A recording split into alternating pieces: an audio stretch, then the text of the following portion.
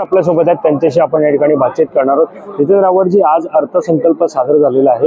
या अर्थसंकल्पामध्ये खरं तर 4 आश्वासनं विधानसभेपूर्वी दिली होती, मात्र त्यापैकी एक तरी आश्वासन पूर्ण झालं असं वाटतं।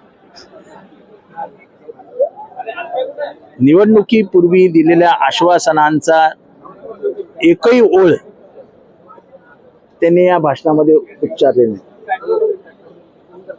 म्हणजे याचा अर्थ आश्वासन फक्त देण्यासाठी असतात, नंतर काय ते एकदा झालं आपलं काम झालं की त्याची काही आठवण राहत नाही। तुम्ही पाहिलं असेल, याच अर्थसंकल्पामध्ये शेतकऱ्यांना वीज बिल माफ असं म्हटलं होतं, त्यामुळे निवडणुकीपूर्वी 0 वीज बिल आलं, मात्र निवडणुकीनंतर थेट वाढीव बिल शेतकऱ्यांना आलं, त्यामुळे कर्जमुक्ती सुद्धा म्हटलं तर अजूनही त्याचा निर्णय। महाराष्ट्राला एवढीच विनंती आहे की तुम्हाला फसवलं गेलं आहे एवढं लक्षात घ्या। आता महिलांना तर कसं फसवतील बघा ना। आता 3000 रुपये 2100 देणार होते, ते तर काय दिले नाहीत।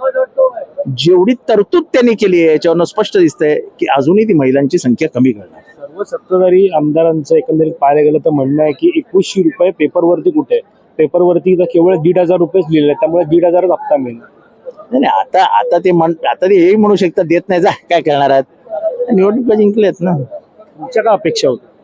नाही, आमच्या अपेक्षा आम्हाला माहिती होती 3000 देणार नाही, 2100 देणार नाही, ते फसवणार आणि अजूनही महिलांची संख्या कमी करणार भगिनींची, आम्हाला माहिती आहे सगळं। तुम्ही पण महाविकास आघाडी सरकारच्या माध्यमातून सत्तेत होता, अर्थसंकल्प सुद्धा तुमच्या काळात सादर झाला होता, मात्र हा अर्थसंकल्प बघून काय वाटतं? फसवीचे धंदे कधी करत नाही, हे फसवा फिसवीचे धंदे, हे करणार ते करणार ते करणार, इथे ब्रिज आणणार तिथनं बोगदा करणार, अख्खा बोगदा कसा बुजवणार आणि या बोगद्यातनं कोण कोण जाणार हे सांगा।